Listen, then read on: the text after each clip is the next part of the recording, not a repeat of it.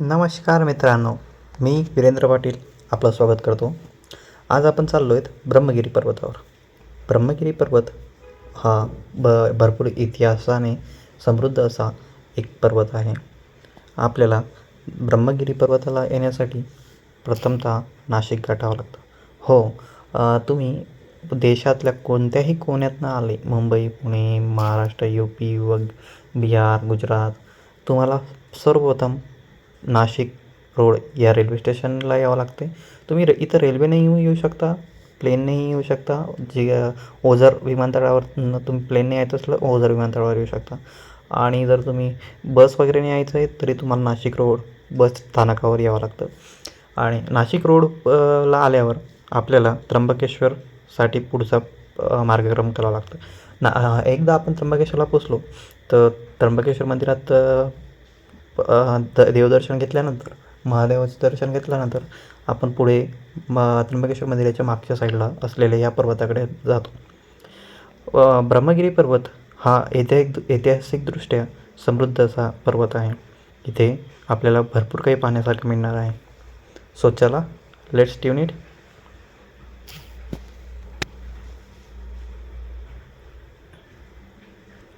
पाहू शकता तुम्ही किती चांगलं दृश्य आपल्याला पाहायला मिळतं ह्या पर्वतावरती आल्यानंतर. तो समोर जो दिसतो तुम्हाला तो नवरा नवरी सुळका आहे आय थिंक, कारण मला इथं एका पर्यटकाने कोणी सांगितलं. आपण इथं जाताना ब्रह्मगिरी पर्वतावर आपल्याला 2 गोष्टी पाहायला मिळणार आहेत. एक तर ब्रह्मगिरी पर्वत आणि दुर्गभंडार.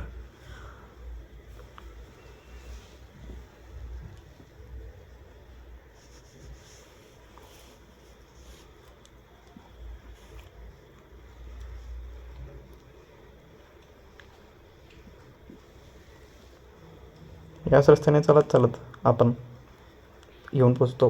असं आपल्याला प्रत्येक ठिकाणी आपल्या खानपानासाठी सोय पाहायला मिळेल. फक्त एक विनंती आहे, तुम्ही काही खाणं पिणं वगैरे घेतलं इथून किंवा घरून घेऊन आले तर कचरा कुठेही फेकू नका. तो सोबत घेऊन जा, नाही तर कचराकुंडी वगैरे असते इथं, त्याच्यात टाका. असंच आपण चालत चालत प्रत्येक पुढच्या एका कोण्यावरती आल्यावर आपल्याला हे या देवीचं स्थान पाहायला मिळतं, जिथं आपण व देवदर्शन वगैरे घेतलं होतं. आणि हे पहा, वन्यजीव प्राण्यांचे कोणते कोणते वन्यजीव प्राणी असतात इथं ते पाहू शकतो आपण.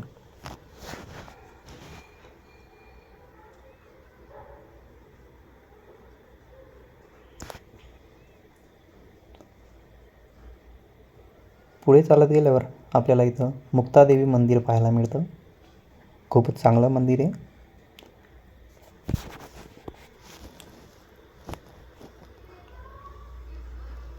एक गोष्ट पाहायला मिळते आपल्याला इथं, वन्य विभागाने इथं चांगल्या प्रकारे काळजी घेतलेली आहे.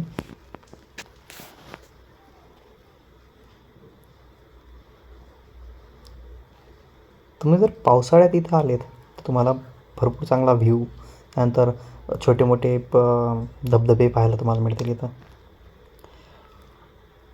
आणि पाहू शकता तुम्ही किती मस्त आहे. आणि घाम पण यायला लागला आहे. मी उन्हाळ्यात गेलो होतो, by the way. Sorry video late टाकल्याबद्दल.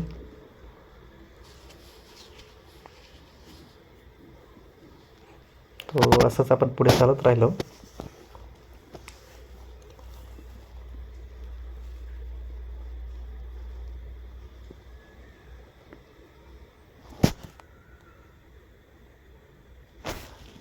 असंच आपण थोडं पुढं चालल्यावर ही आपल्याला एक धर्मशाळा पाहायला मिळते.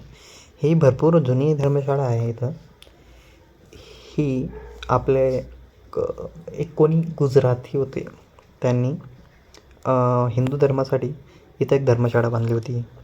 पण आता थोडीशी बांधकाम एकदम मस्त आहे, चांगल्या प्रकारे आहे.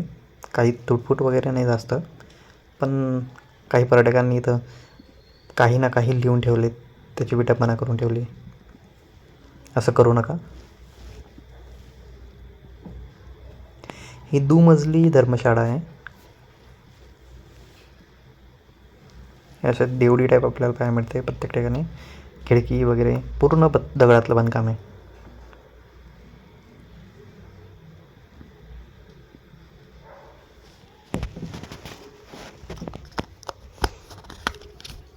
आता आपण जिथं फिरत होतो तो एक हॉल टाईप एरिया आहे. आणि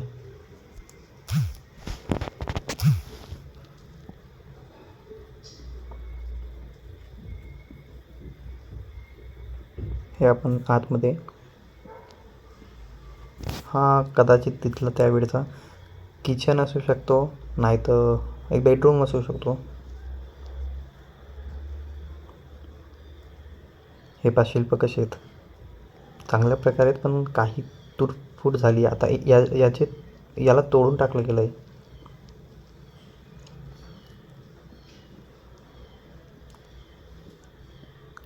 हे पण शिल्प पहा, मस्त आहे.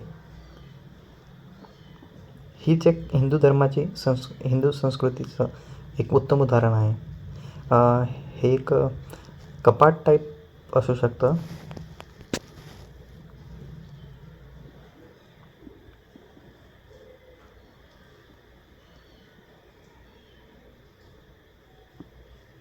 इथं हा मजकूर होता, हे कोणी तयार केलं आहे वगैरे. तो मी तुम्हाला फोटो टाकून देईल, आणि कोणी बांधलं आहे काय बांधलं आहे ते आपण डिस्क्रिप्शनमध्ये मी त्याच्यात टाकून देईल, तुम्ही वाचून घ्या. आता आपण चाललो आहे वरच्या मजल्यावरती. थोडं पुराणं आहे आणि मध्ये कुत्रे वगैरे काही ना काहीतरी राहतं, त्यामुळे आपण मध्ये नाही गेलो. साप वगैरे बिच्छू ते पण असू शकतात तिथं. तो चला पुढे जाऊया. पुढे चालत गेल्यावर आपल्याला दगडात पायऱ्या बनवलेल्या पाहायला मिळतात, आणि पुढे आता रेलिंग चालू होते. तर म्हणजे ज्याला वर जायचा येण्याचा रस्ता करून ठेवला आहे. तिथंच आपल्याला 2 छोटी मंदिरं पाहायला मिळतात. एक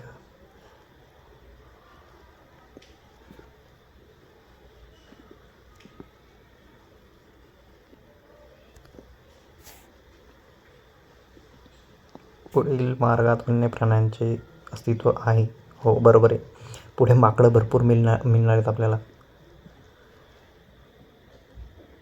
आपण इथं जाताना मागे बॅग वगैरे न घेऊन गेलेले चांगलं आहे, कारण की माकडं आपली बॅग पाहून त्यांना विचार होतो की आपल्या बॅगेत काही ना काहीतरी त्यांना खाण्यासाठी असेल, आणि ते आपल्या मागे लागतं.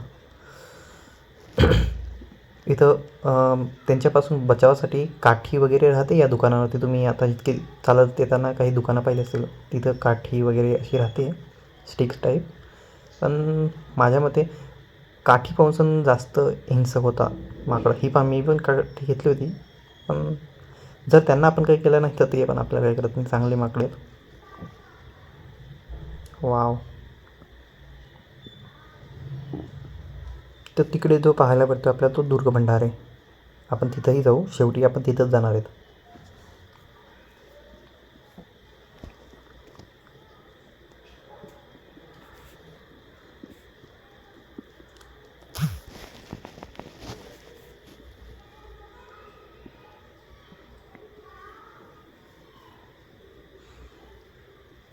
पहा किती प्रत्येक किल्ल्यांवरती घाण करून ठेवले लोकांनी. प्रत्येक गड किल्ले पर्वत वगैरे.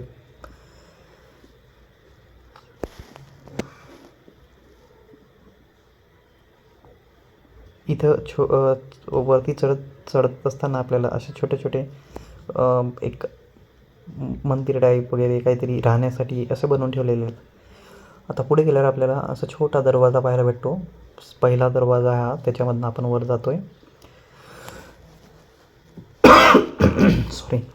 सॉरी.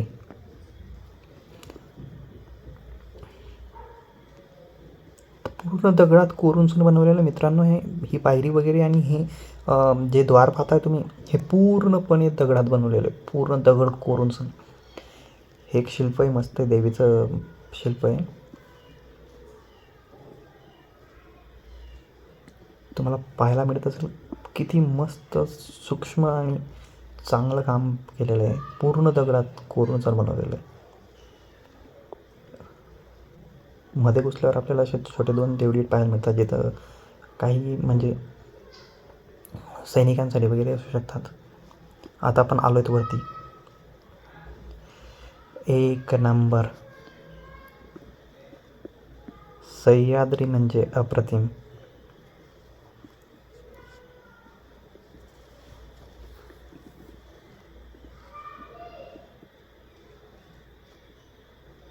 पुढे चालत असल्यावर आपल्याला असे छोटे छोटे पाण्याचे टाके पाहायला मिळतात. प्रत्येक ठिकाणी ब्रह्मगिरीबरोबर प्रत्येक ठिकाणी असे छोटे छोटे छोटे छोटे पाण्याची टाकं आहेत.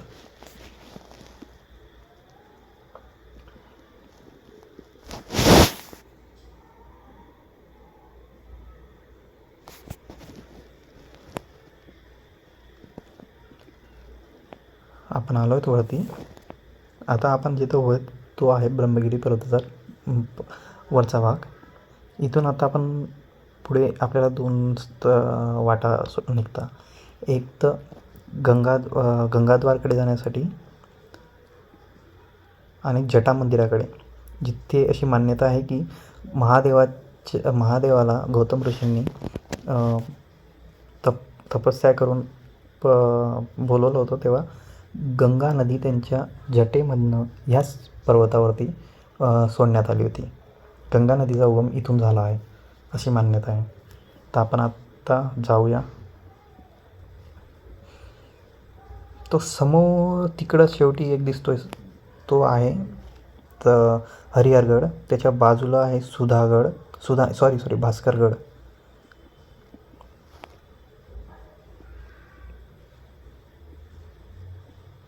हा जो समोरचा मागचा टोक दिसतोय ह्याच्यात पलीकडे आहे दुर्गभंडार. पहिले इथून एक रस्ता होता, पण आता तो पूर्ण मोडकळीस आला आहे. म्हणून इथून बाजूला खालून जाण्याचा अजून एक मार्ग आहे. आपण नंतर तिथून त्याच मार्गाने पुढे जाणार आहोत दुर्गभंडारला.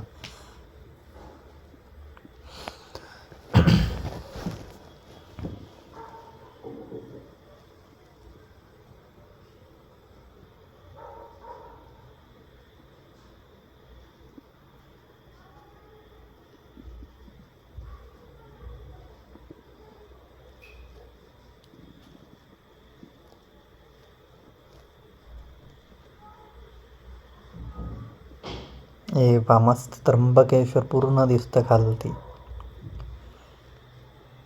तर तिकडे त्र्यंबकेश्वर गावाकडे पूर्ण हा तो ब्रह्मगिरी पर्वत तिकडंपर्यंत दूरवरपर्यंत पसरलेला आहे.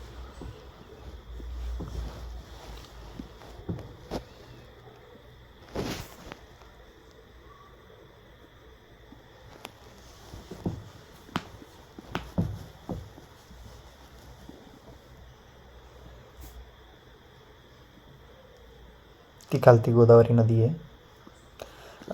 बेसिकली गंगा नदीचाच उगम आहे इथं. पण गंगा नदीचं नाव रूपांतर होऊन गोदावरी पडलं होतं. त्यामुळे नाशिकमध्ये जी नदी आहे गोदावरी, ती गंगेचं स्वरूप आहे.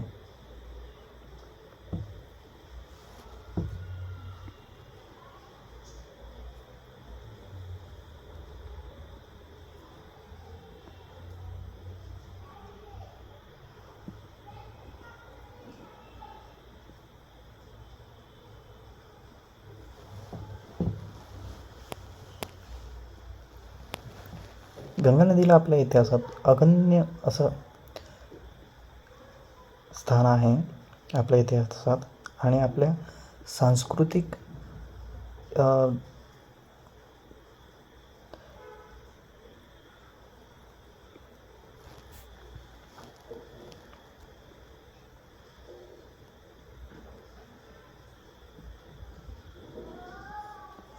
चला परतीच्या वाटेला.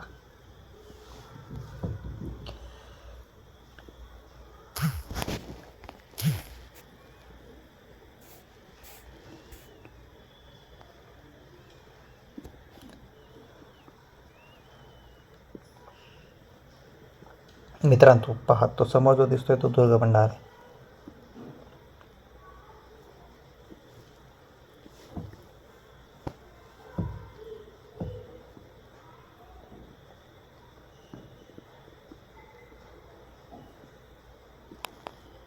दुर्गभंडार जायला तो एक नैसर्गिक पूल तयार झालेला छोटंसं बारीक तुम्हाला दिसत असेल, त्याच्यावरून आपल्याला ब्रह्मगिरी पर्वतावरून तिकडे जावं लागतं.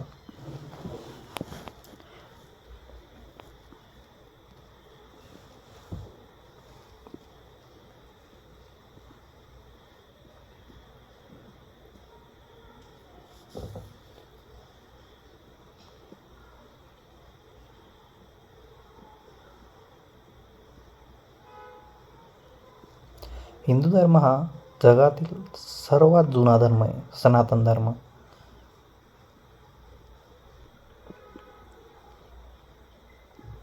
आणि नाशिकला त्याचप्रमाणे भरपूर मोठं स्थान आहे सनातनमध्ये.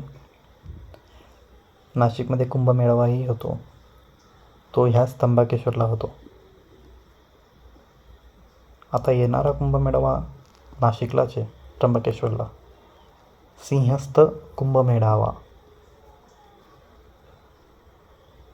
आपण जाण्याचा प्रयत्न करू.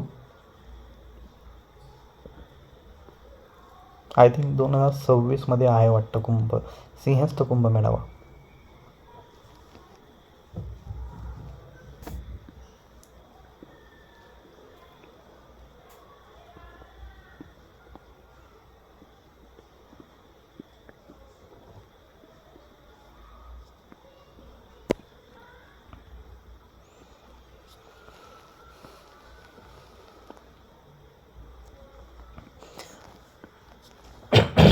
आपण आता जटा मंदिराकडे जातोय.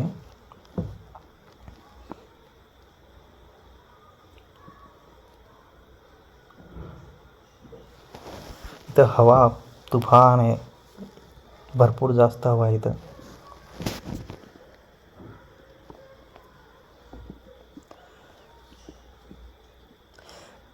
मित्रांनो, तुम्ही व्हिडिओ पाहताच आहे, पण प्लीज विनंती आहे, माझ्या व्हिडिओला लाईक करा, सबस्क्राईब करा आणि अशाच पुढच्या व्हिडिओ पाहायचे असल्यास बेल आयकॉन पण दाबून ठेवा, म्हणजे तुम्हाला सर्वांच्या आधी माझे व्हिडिओ पाहायला मिळणार.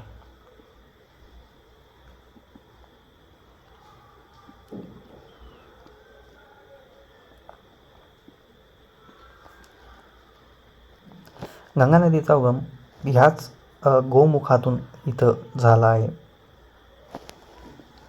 ब्रह्मगिरी पर्वतावर. उगमस्थान, गंगेचं उगमस्थान असं म्हटलं जातं इथं, ह्या स्थानाला. मूळ गंगा त्या गोमुखी शिल्पामध्ये इथूनच पाणी येतं. ब्रह्मगिरी पर्वतातील गंगा नदी ही पहिले गोमुखी. आता आपण आलो आहेत वाल्मिक ऋषी, गौतम ऋषी यांच्या मंदिराजवळ. गौतम ऋषींच्या इतिहासात गौतम ऋषींनी काही तप करत होते तेव्हा त्यांच्याकडनं क्रोधात गाईचं धड कापलं गेलं होतं. तर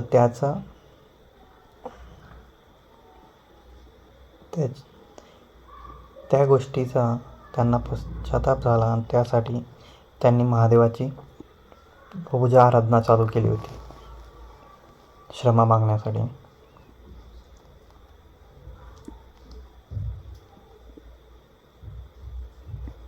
आता आपण हे जे आपण खालती गौमुखी शिल्प पाहिलं ना, त्याचंच ही वरची बाजू आहे. ब्रह्मगिरी मुखदर्शन, गंगा मुखदर्शन पाहू शकता, किती मस्त आहे ब्रह्मगिरीवर. अशक्य सुंदर सह्याद्री.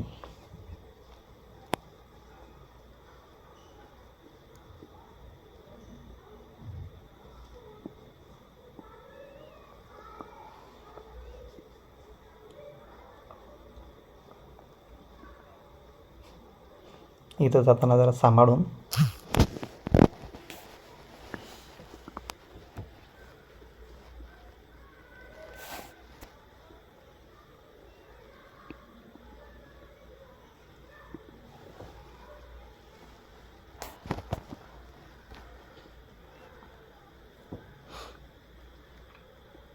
आता आपण पोचलो जटा मंदिराजवळ.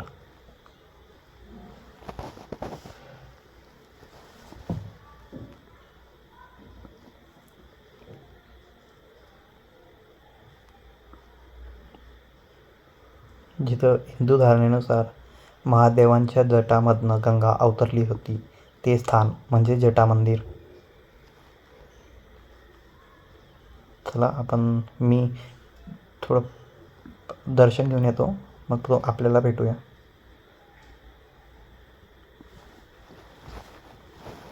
सो आलो मी आता.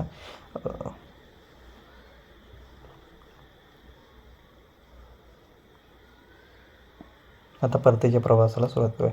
आपण आता इथून पुढं गेल्यावरती वापस आपल्याला एका स्थानावर येऊन आपण चाललो आहे आता दुर्ग भंडाऱ्याकडे. दुर्ग भंडारा जाण्यासाठी आपल्याला अशी दगडात कोरलेली वाट पाहायला मिळते. तिच्यामधनं जाऊन सण खालती त्या नैसर्गिक पुलावरती, मी जे म्हटलं होतं तुम्हाला पहिले, नैसर्गिक पूल आहे, त्या पुलावरती जाऊन पोचतो. इथं असे भरपूर दगडात कोरलेले शिल्प वगैरे आहेत हनुमानांचे.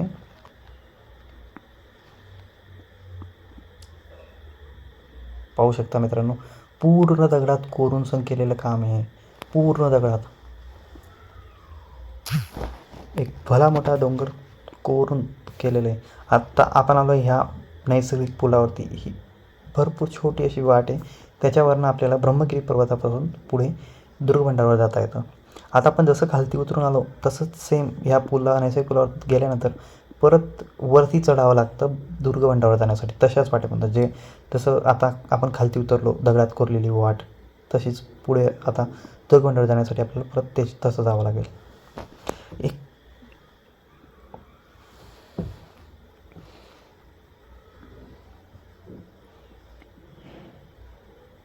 ह्याच वाटेने परत आपण वरती आलो. आपण तिकडं होतो, तिकडं वरती ते साईडला होतो आपण ब्रह्मगिरी पर्वतावर. हे आहे त्र्यंबकेश्वर. तो आहे ब्रह्मगिरी पर्वत. आणि आपण आता उभे आहोत दुर्गभंडारवरती. किल्ले दुर्गभंडार.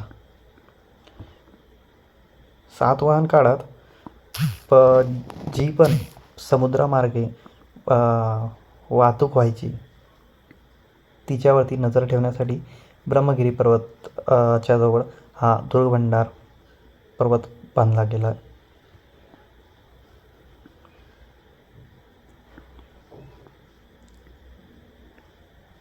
या पर्वत आणि ब्रह्मगिरी पर्वत आणि दुर्गभंडार किल्ल्याची माहितीनुसार हा किल्ला, हा पर्वत भरपूर जुना आहे. सातवाहन काळातलेही यांचे या पर्वताबद्दल गहन माहिती पाहायला मिळते. मूळगंगा, जे मी तुम्हाला म्हटलं होतं मागे, ते मूळगंगा मंदिर.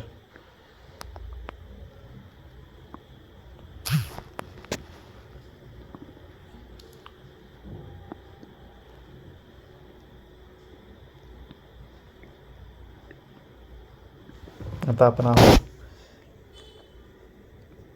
दुर्गभंडार किल्ल्यावर.